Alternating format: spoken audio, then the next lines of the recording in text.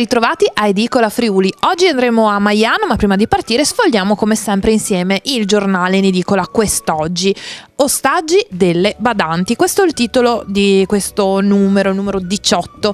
Molte famiglie hanno disperato bisogno delle badanti e spesso si piegano alle loro pretese, incluso il pagamento in nero. Così si espongono ai ricatti di ogni genere e anche a cause di lavoro costosissime. Sono oltre 600 ogni anno tra Udine e Pordenone. Siamo andati un attimo a indagare questo fenomeno. Focus anche sul nuovo piano per le corriere, rivoluzione del trasporto pubblico nell'area montana, collegate anche le località finora dimenticate. Lezioni contro le rapine in casa. A Pordenone c'è una scuola molto particolare, tutta da scoprire, e poi movida nei bar a Gorizia per tutta la notte, ma il comune che ha cambiato le regole arma i vigili con i bastoni.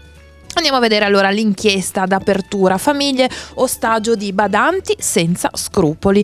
Un aiuto a caro prezzo, molti le pagano in nero e rischiano brutte sorprese quando per qualche motivo si interrompe il rapporto di lavoro. Centinaia le cause solo a Udine e Pordenone, avviate da assistenti. Le testimonianze di alcuni familiari rimasti scottati. Le ha raccolte per noi Alessandro Di Giusto, che è andato un po' a indagare questo fenomeno. Qui vedete anche il numero di casi di richieste di intervento presentate da badanti all'ispettorato dal 2016 a oggi. Com'è cambiata la situazione. Tramite il passaparola ho preso a servizio una badante che però non voleva firmare il contratto, poi lo ha firmato, ma per il pregresso mi ha chiesto una cifra spropositata, minacciando in caso contrario di denunciarmi all'ispettorato. Questa è una delle testimonianze. Nella pagina seguente invece ci concentriamo su una malattia molto difficile con cui convivere, con un familiare affetto da Alzheimer, e di come la situazione sia difficile anche per appunto i parenti abbandonati da medici e istituzioni. A parlarne Valentina Viviani, che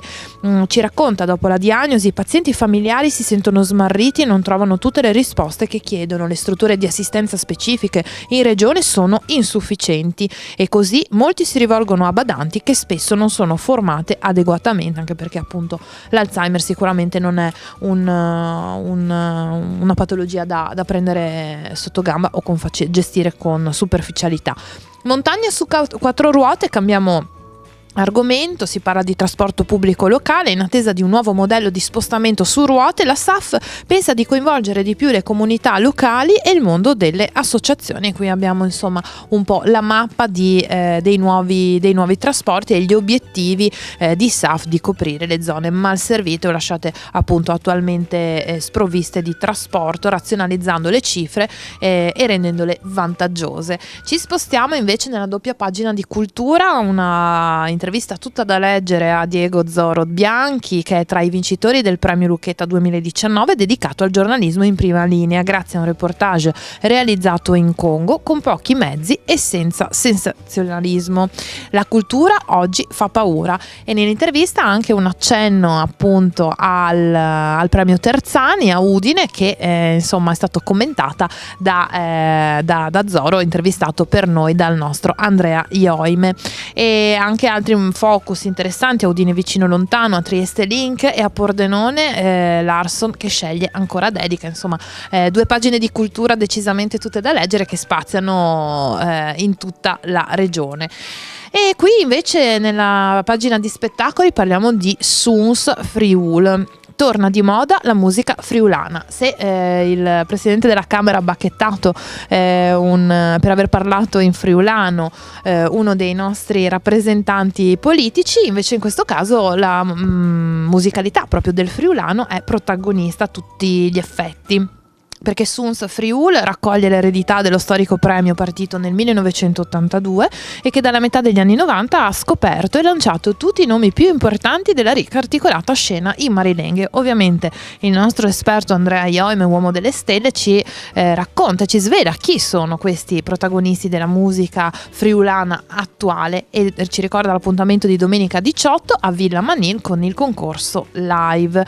E poi abbiamo anche Grado, l'anteprima, dopo il jazz anche anche Onde Sia e gli ospiti ovviamente di questa estate gradese. All'interno del settimanale Il Friuli trovate anche ovviamente le pagine sportive, gli appuntamenti, gli eventi sul territorio e chiaramente il palinsesto della nostra rete.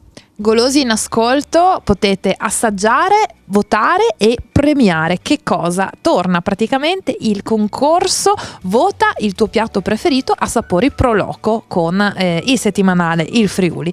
È un modo divertente per partecipare alla 18ª edizione di Sapori Pro Loco 2019. Potete assaggiare ovviamente i piatti, qui vedete un'anteprima fotografica di quello che potrete gustare e naturalmente il coupon per votare il vostro piatto preferito. Lo potete compilare e consegnare ovviamente con il numero del piatto preferito e potete però anche votare sul nostro sito. Il voto del coupon vale 20 punti. Sul nostro sito, sfogliando la gallery, potete votare e dare la vostra preferenza che varrà un voto. Qui appunto vedete tutti i piatti che sono stati, la carrellata di piatti che vi presentiamo, che sono in concorso, e soprattutto il regolamento completo con tutte le curiosità da sapere e le regole per partecipare al nostro gioco. Ebbene sì, è tornato il sole, quindi noi ci spostiamo subito e andiamo a Maiano per conoscere l'edicolante di oggi. Venite con me.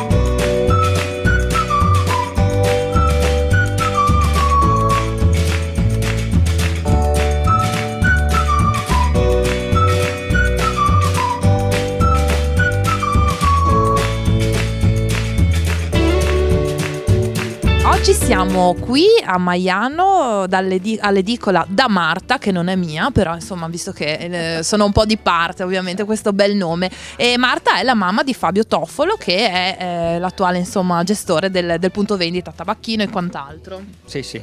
Da quanti anni? Prima una cliente diceva venivo qua da bambina, quindi da quanto? Ha messo sul negozio, poi prima era fiori, poi è passata ai giornali, anzi prima ai tabacchi, poi ai giornali, ma 35 anni fa, insomma, quindi sono tanti anni.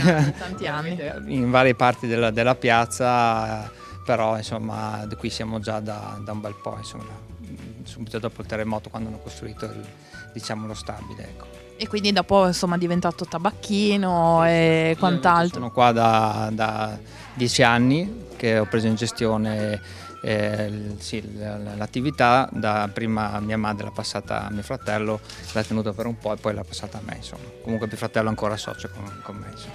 E quindi insomma si va avanti. Voi offrite tanti servizi, anche perché comunque siete proprio in centro al paese e alla clientela, insomma, si può contare su tanti servizi. Sì, noi offriamo anche servizi di trasferimento di denaro sia con Western Union e sia con RIA, quindi insomma anche abbastanza impegnativo perché abbiamo addirittura due società, e poi tutti i servizi che hanno i tabacchini e le edicole, quindi bollettini auto piuttosto che bollettini di tutti i tipi, ricariche telefoniche, poste pay.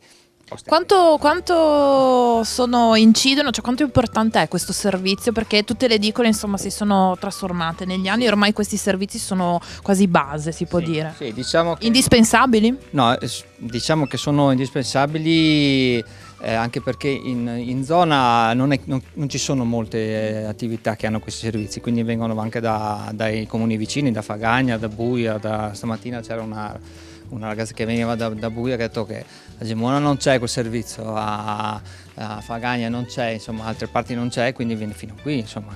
Questo è importante per dare la possibilità alla clientela di avere tutti i possibili servizi che si possono offrire, insomma, diciamo. Allora, parlando invece dell'inchiesta di questa settimana, noi parliamo di badanti. Spesso, insomma, è complicato trovare qui, insomma, tante sono persone anziane, eccetera. Ne vedete, immagino, anche voi. Anche tante persone. E ne sentite? Ma non solo ne sentiamo, sono anche, appunto, come dicevo prima, facendo noi il servizio di trasferimento denaro all'estero, sono tantissime, sono miei clienti, ma anche appunto tantissime degli comuni vicini, perché non c'è questo servizio negli altri comuni e quindi vengono qua.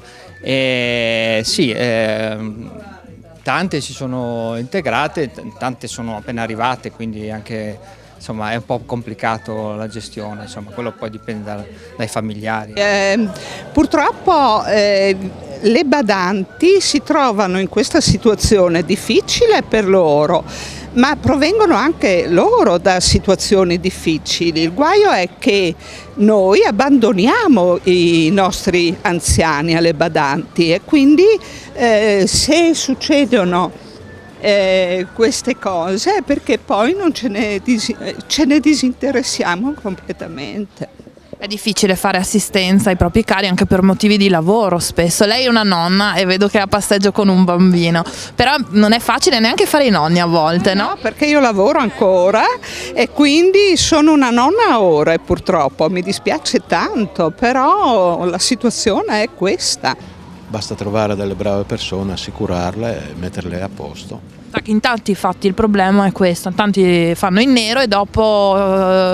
Secondo me non è corretto fare in nero, perché si approfitta delle persone che hanno bisogno. Tante volte sono loro stesse che chiedono, però bisogna avere una coscienza con queste persone. Noi abbiamo, quando era malata mia suocera, abbiamo utilizzato questa manodopera, ma sempre assicurata, sempre cercato delle persone serie. Così anche si riesce un po' a sistemare, no? A vedere quelle brave e quelle meno non brave.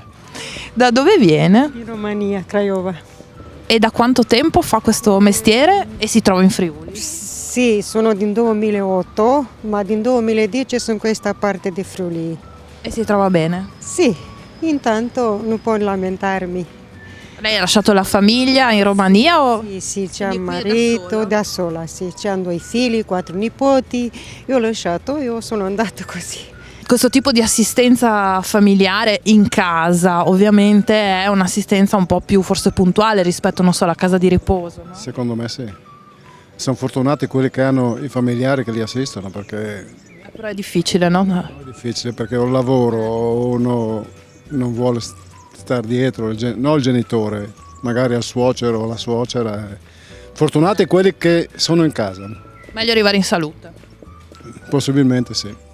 Allora, Edicola Friuli finisce qui, grazie Fabio ovviamente per averci accolto. Marta, grazie molte di essere tornata. Con piacere, magari torneremo insomma più che volentieri. Edicola Friuli però questa settimana, cioè la prossima, si ferma per un venerdì, quindi ci vediamo tra 2 venerdì, il 17 saltiamo e naturalmente se volete contattarci chiamate la redazione o scrivete in redazione. Grazie a Tiziano Campigotto, grazie Fabio, appuntamento Marta. tra 2 venerdì sempre qui su Telefriuli.